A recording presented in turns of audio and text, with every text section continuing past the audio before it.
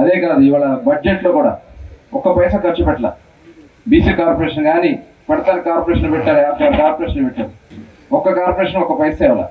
ఇవాళ తిరిగి మళ్ళీ మన ప్రభుత్వంలో 39,000 కోట్ల రూపాయలు మన బడ్జెట్లో పెట్టడం జరిగింది.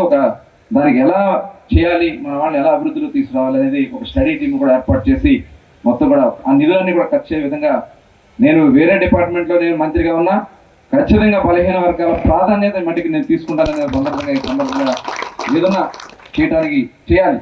చాలా వెనుకబడదనం ఉంది, ఇంకా ఆ వెనుకబడదనాన్ని పోగొట్టాల్సినటువంటి బాధ్యత మనకుంది.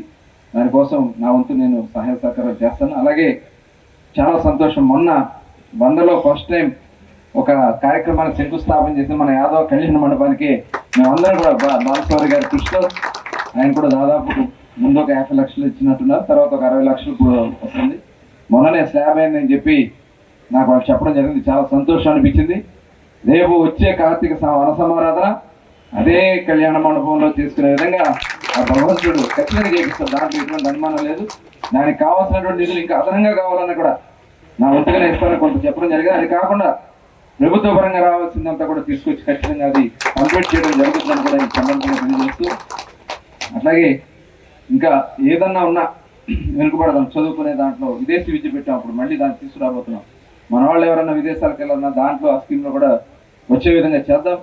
అలాగే రేపు ఇండస్ట్రీస్ రాబోతున్నాయి, ఇక్కడ ఒక పార్క్ పెట్టబోతున్నాం, ఇండస్ట్రియల్ పార్క్. మొన్ననే నేను ఎంఎస్ఎంఈ స్కీమ్ అని చెప్పి ఒక వర్క్షాప్ పెట్టించడం జరిగింది. దయచేసి మన వాళ్ళ ఆ ఇంట్రెస్ట్ రావాలి. ఇవాళ స్కీములు ఉంటాయి, కేవలం సబ్సిడీ తీసుకుని సబ్సిడీతో సరిపెట్టుకుంటే దానివల్ల ఉపయోగం లేదు. దాన్ని అవగాహన కల్పించుకుని ఆ ఇచ్చినటువంటి 10 లక్షలు ఇస్తే ఆ 10 లక్షలు పెట్టుబడి పెట్టి ఆ 10 లక్షల్ని 50 లక్షలు చేసుకునే అవకాశం ఉంటుంది. దాని విధంగా ఉపయోగించాలి తప్ప 10 లక్షలు, 2 లక్షలు, ఒక 5 లక్షలు సబ్సిడీ వస్తుందిలే, 5 లక్షలు ఖర్చు పెట్టుకుందాం అంటే మటుకి భవిష్యత్తులో మన అభివృద్ధిలో అందుకే మనం వెనకబడిపోతున్నాం.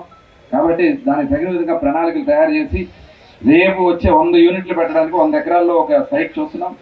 దాంట్లో కుల వృత్తులకు సంబంధించి, చేతి వృత్తులకు సంబంధించి ఆ యూనిట్లు దాంట్లో పెట్టాలని వాళ్ళకి ట్రైనింగ్స్ ఇప్పించి అవి కూడా మార్కెటింగ్ చేసే కార్యక్రమం చేయడానికి ఒక ఆలోచన చేస్తున్నాం.